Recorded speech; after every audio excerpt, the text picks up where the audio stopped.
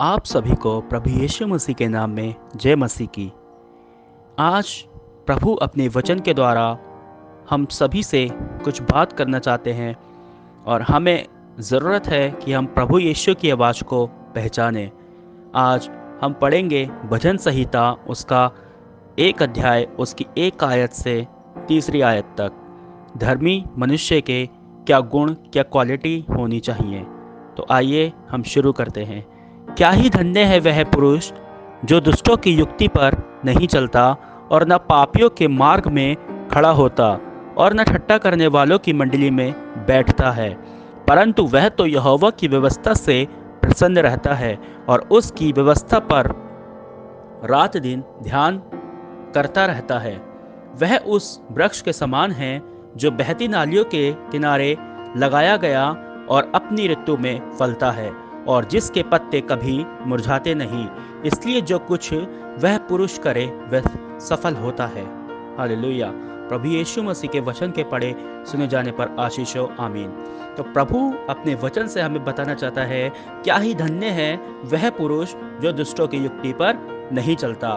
प्रभु चाहता है कि प्रभु के लोग जो उस पर विश्वास करते हैं वो दुष्टों की युक्ति पर ना चलें, यानी कि गलत कामों की ओर अपने पैरों को ना दौड़ाएं, गलत कामों की ओर ज़्यादा फुर्ती ना करें, क्योंकि दुष्टों की युक्ति पर हमें नहीं चलना है। हमारा परमेश्वर हमसे साफ साफ कहता है कि दुष्टों की युक्ति पर ना चलो और ना पापियों के मार्ग में खड़े हो। और जहाँ पर हम देखें कोई भी 3-4 भाई या बहन आपस में बातें कर रहे हों और वो कुछ ऐसी बातें हों कि वो हमें लगता है कि वो हमारे कानों को सुनने के लिए सही नहीं है, वो पाप कर रहे हैं और वो गलत बोल रहे हैं, या किसी के बारे में 3 पर्सन खड़े हैं और एक व्यक्ति के बारे में आपस में बुराई कर रहे हैं, उस चीज़ को प्रभु का वचन साफ कहता है कि तुम पापियों के मार्ग में खड़े मत हो। हमें उस मंडली में नहीं जाना है और न ठट्ठा करने वालों की मंडली में बैठो हो। तो प्रभु हमें ये भी कहता है कि जो व्यक्ति बेमतलब में ठट्ठा करते हैं, दूसरों का मजाक उड़ाते हैं, दूसरों के बारे में बुरी बुरी बातें अपने मनों में सोचते हैं, उनकी मंडली में मत बैठो। पहली चीज प्रभु अपने वचन से यही हमें बताते हैं, जो 3 पॉइंट हैं, आप याद रखें और अपने जीवन में इसको फॉलो करें। पहला, दुष्टों की युक्ति पर ना चलें। दूसरी चीज, पापियों के मार्ग में हमें खड़ा नहीं होना है और ठट्ठा करने वालों की मंडली में हमें शामिल नहीं होना है, परंतु वह तो यहोवा की व्यवस्था से प्रसन्न रहता है। हालेलुया। और प्रभु का वचन कहता है कि जो व्यक्ति धर्मी होता है उसके अंदर ये 3 क्वालिटी तो होती ही हैं, प्लस वह हमेशा यहोवा के जो नियम हैं, जो उसने आज्ञाएं हमारे लिए बनाई हैं, धर्मी मनुष्य उसी की व्यवस्था पर रात और दिन ध्यान करता है और उसी पर भरोसा रखता है और उससे वो प्रसन्न रहता है। तीसरे आयत में हम पढ़ते हैं, वह उस वृक्ष के समान है जो बहती नालियों के किनारे लगाया गया है। हालेलुया।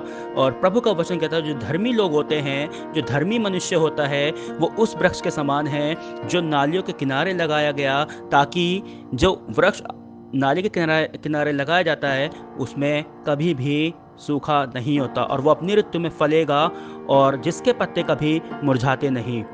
इसलिए जो कुछ वह पुरुष करे वह सफल होता है।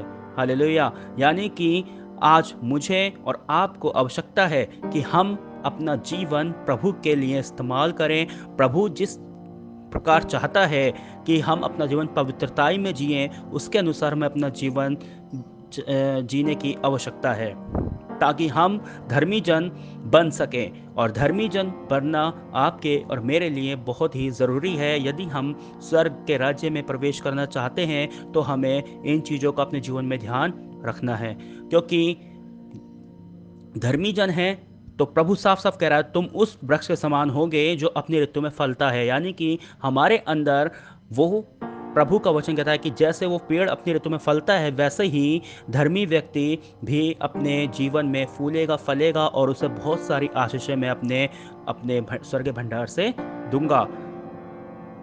प्रभु हमें वो आशीष देगा कि लोग हमें देखेंगे और वो कहेंगे कि इनका जीवन पूरा है, ये संपूर्ण है, क्योंकि इनका जीवन इनके परमेश्वर ने अपने हाथों में लेके संभाल रखा है। यदि हम दुष्ट बन जाएं तो प्रभु का वचन कहता है कि वो डाली काट दी जाएगी जो फल नहीं लाती है। जब हम आगे मत्ती में पढ़ते हैं और मरकुस लूका में पढ़ते हैं तो हमें मिलता है देखने को कि वो प्रभु कहता है जो डाली मुझ में फलती नहीं है वो काट डाली जाएगी। लेकिन प्रभु का वचन कहता है जो धर्मी हैं वो उस वृक्ष के समान है जो अपनी ऋतु में फलता है। तो आज मेरे प्रिय भाइयों बहनों, हमें आवश्यकता है कि हम धर्मी बने, हम कोशिश करें कि हम प्रभु के बताए मार्ग पर अपना जीवन चलाएं। इस वचन से प्रभु आपको बहुत ढेर सारी आशीष दे। आमीन।